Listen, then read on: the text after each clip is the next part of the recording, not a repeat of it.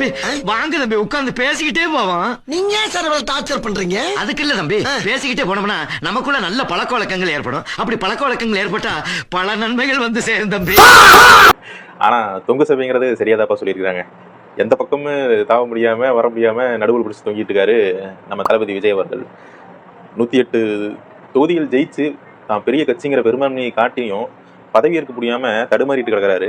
அவர் இந்த இனத்துரோகி காங்கிரஸ் கூட கூட்டணி வைக்காம அதிமுக சைட்ல பேசியிருந்தா கூட ஈஸியா முதலமைச்சர் இயற்கையில உட்காந்துருக்கிறதுக்கு நிறைய வாய்ப்புகள் இருந்திருக்கு. ஆனா அதிமுக என்ன பண்ணாங்க, தன்னுடைய வேட்பாளர்கள் எல்லாம் கூட்டிட்டு போய் ஒரு மிகப்பெரிய ஹோட்டல்ல தங்க வச்சு அவங்கள பாதுகாத்துருக்காங்க. எங்காவது கொத்திட்டு போயிடுவாங்களோ அப்படின்ட்டு பயத்துல. திமுக ஓப்பனா அறிக்கை விட்டுச்சு.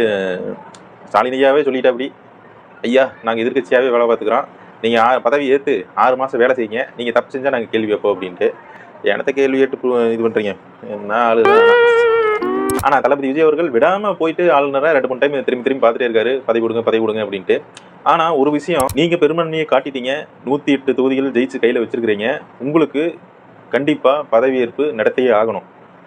அது நடத்தக்கூடாதுங்கிற எந்த சட்டம் ஆளுநர் கையில கிடையாது.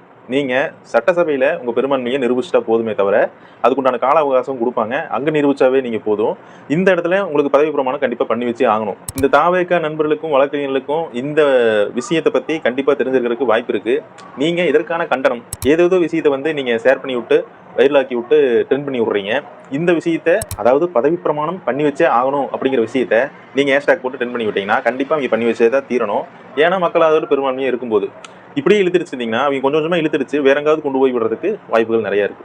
இந்த வேலையெல்லாம் யார் பாத்துக்கிறான்னு கேட்டீங்கன்னா, என்ன உள்ளங்க இருக்குது எவன வரானே பாரு. அண்ணே சைக்கிள் ஸ்டாண்ட் போட்டு வரானே. ரைட் தம்பி, வணக்கம் தம்பி. நம்ம பைக்கு ஒரு 100 ரூபா கொடுத்து டோக்கன் வாங்கிக்க.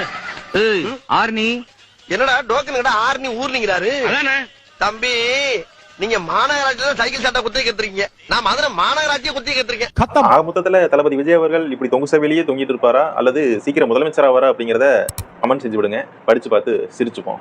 தமிழ் தாய் வாழ்க, தலைவர் பிரபாகரன் வாழ்க, நாம் தமிழர். நன்றி, வணக்கம்.